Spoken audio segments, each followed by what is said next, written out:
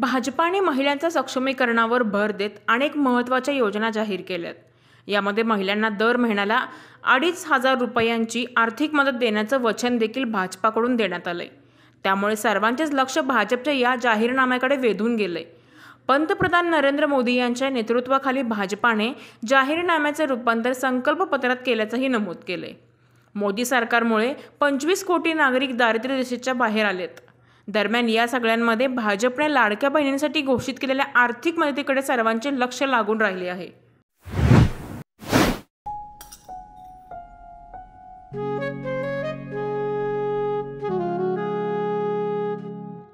बाबा, आज येताना बासुंदी घेऊन या ना।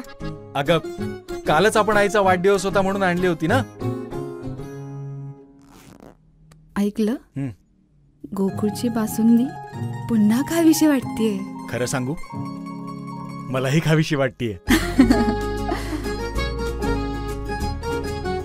पुन्हा पुन्हा खावीशी वाटणारी गोकुळ बासुंदी।